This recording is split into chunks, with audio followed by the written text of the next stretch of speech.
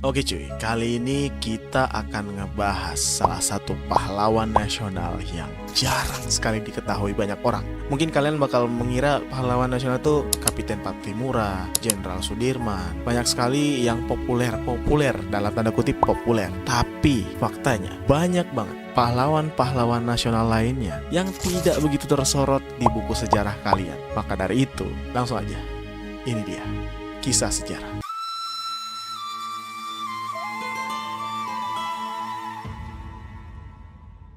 Abdurrahman Baswedan atau biasanya disebut A.R. Baswedan lahir di Surabaya 9 September 1908. Ayahnya bernama Abdurrahman bin Muhammad bin Awad Baswedan dan juga berasal dari Hadramaut, Yaman. Tapi ayah dari Abdurrahman Baswedan ini bermigrasi ke Hindia Belanda. Tahu nggak kalian Hindia Belanda itu apa? Coba komen di bawah. Kalau kalian belum tahu, waduh bahaya nih. Ibu dari Abdurrahman Baswedan adalah Nyai Haji Siti Aminah binti Haji Muhammad Assegaf. Adalah seorang perempuan Jawa. Jadi ayahnya adalah orang Yaman, ibunya adalah orang Jawa. Sejak muda Abdurrahman Baswedan ini sebenarnya sudah aktif dalam pergerakan nasional Indonesia cuy. Dan dia pernah itu menjadi anggota Jong Sumatranenbon. Tahu nggak Jong Sumatranenbon itu apa? Lagi-lagi komen di bawah. Jadi Jong Sumatranenbon itu adalah salah satu kelompok pemuda atau organisasi pemuda berasal dari Sumatera. Ya sudah jelas namanya aja Sumatranen. Yang selanjutnya tuh dia pernah juga menjadi anggota Perserikatan Arab Indonesia atau PAI dan Gabungan Politik Indonesia atau GAPI. Dia juga aktif di dunia jurnalistik. Nah, dia ini adalah seorang jurnalistik atau yang biasanya tuh kalau kalian tahu yang biasanya nyari-nyari informasi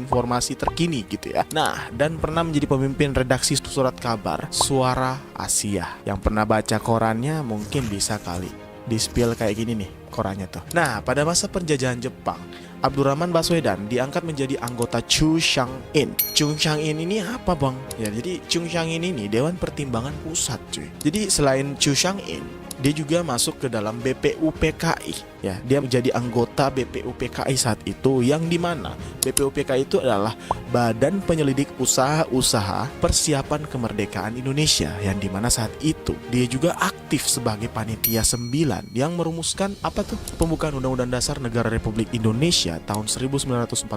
Nah, setelah kemerdekaan Indonesia, Abdurrahman Baswedan berkecimpung dalam dunia diplomasi nih. Ia pernah menjadi duta besar Indonesia cuy untuk Mesir, Pakistan, dan Libanon. Ia juga pernah menjabat sebagai Menteri Penerangan dan Menteri Luar Negeri.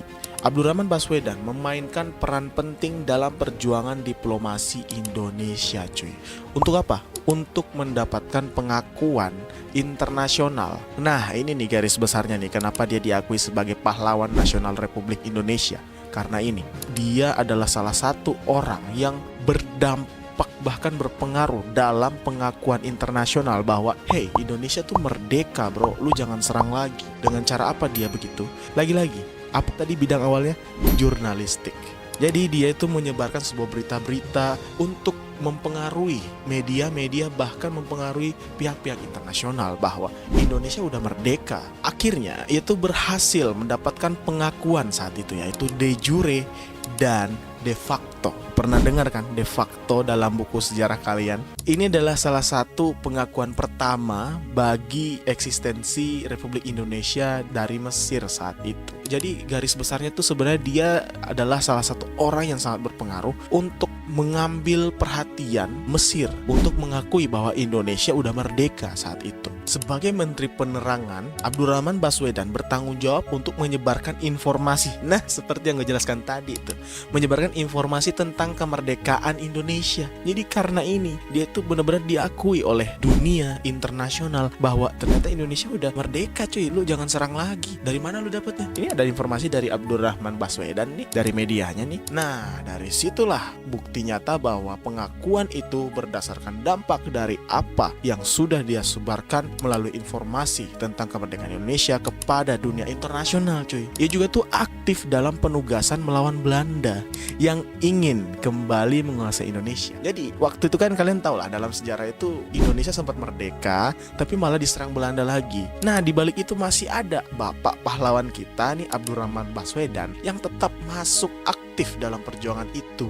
Nah, sebagai Menteri Luar Negeri, ya kan, Abdurrahman Baswedan aktif dalam berbagai forum internasional dan memperjuangkan kepentingan Indonesia. Ia juga tuh aktif dalam gerakan non-blok dan memperjuangkan perdamaian dunia. Lu bayangin seorang Menteri Luar Negeri Indonesia ikut juga dalam perdamaian dunia, Pak. Ngeri banget. Ini udah pengaruhnya sampai dunia, cuy.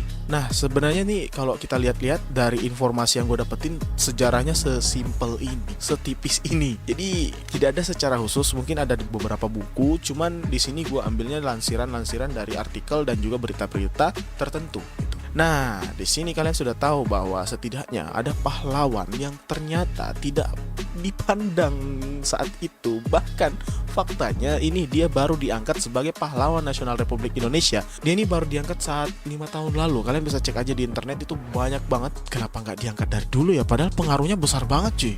Ini sampai Mesir loh ngakuin Indonesia itu